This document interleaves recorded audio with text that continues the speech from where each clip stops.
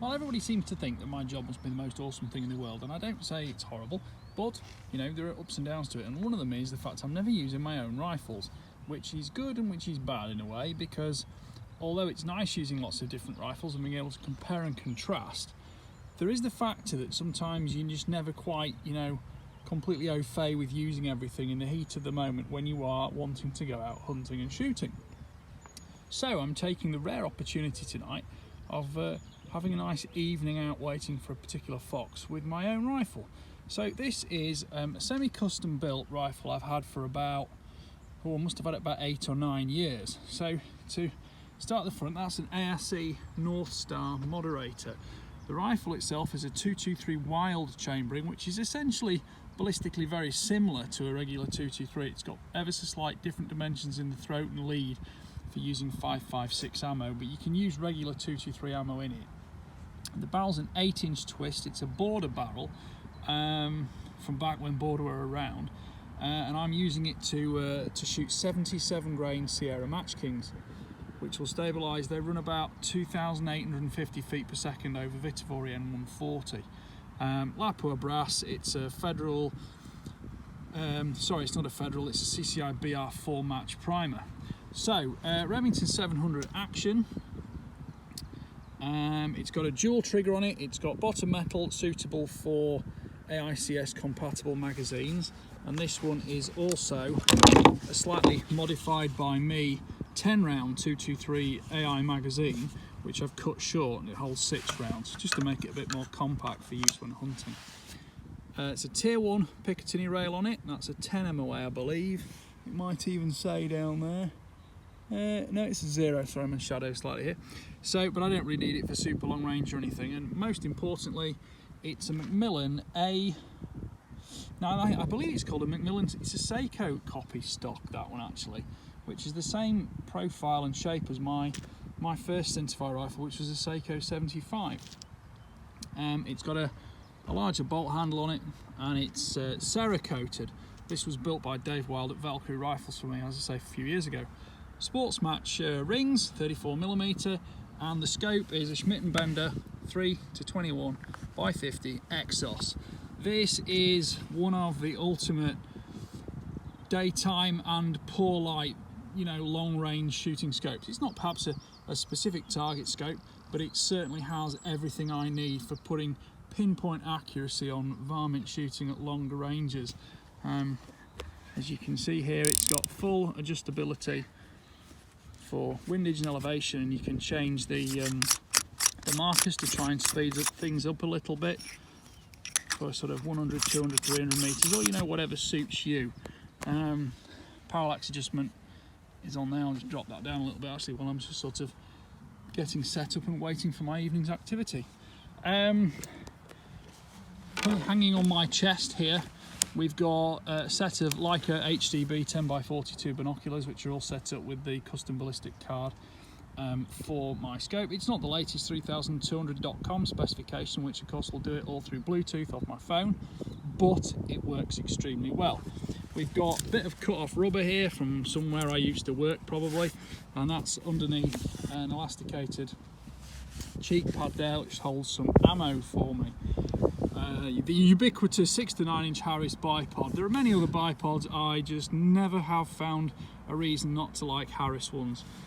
And I believe the sling on this one at the minute is actually something that's on review at the moment, and it is the name slips my mind.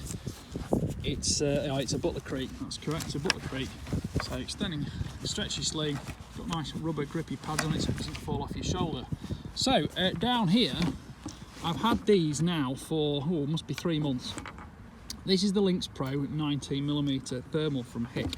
I really like these. Now, I've been testing these alongside the 35mm Vulcans, which I've had, you know, must be 6 months nearly. To say it straight out, quite simply, I've shot as many foxes using either of them. The image quality of the 19 is not quite as crisp as that of the 35, which is, you know, fairly obvious, but the ergonomics and handling of it are absolutely superb. It's a slightly newer firmware sort of software running method that works a little bit more smoothly, and things like contrast and brightness have now got 5 settings rather than the 3 on the Vulcan. If I was 100% foxing out all night every night, I would still go for the 35. It's a little bit bigger, it's a little bit less compact, but it's got slightly better image quality for identification. What I wouldn't say it's any particularly better for is actually spotting that initial hot spot heat source. You know, this has got black hot, white hot, it's got red goes hot, and it's also got the sort of purpley cyan colours to give the fusion colour scheme, which I'm not a fan of. I'm liking black is hot more these days because it's got a bit less eye strain on it, but I find I use red hot a little bit more on this than how I used to be, where I only ever used white hot, because when you've got slightly weaker image quality, having that red hot capability just to ping things out a little bit more quickly certainly makes up for things. Ergonomics and handling are superb. It will just drop in my pocket with no problem at all, and I can put a neck strap on it and I just don't lose it. And you know, it's a bit like saying, what's the best gun? Well, the best gun is the one you're carrying, and you could almost say that about this, because it just goes everywhere with me, because it'll go in a pocket or it can just live in my hand and I don't really even notice it in my hand. It's there so regularly. So what else could I tell you about it?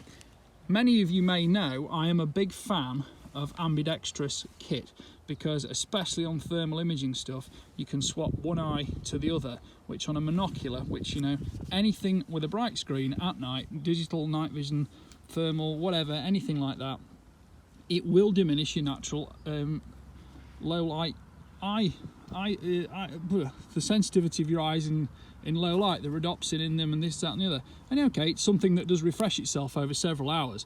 It's not just about the pupillary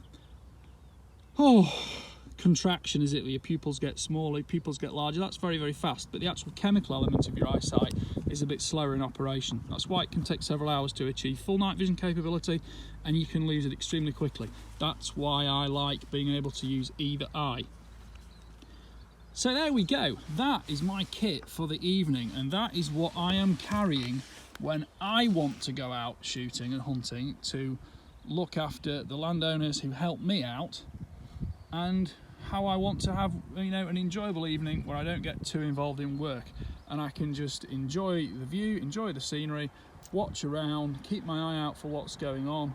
And I know I've got a fox visiting, because we've had a load of chickens taken off here just last week, and there is a distinctly large, distinctly very new, very red fox that I videoed the other night.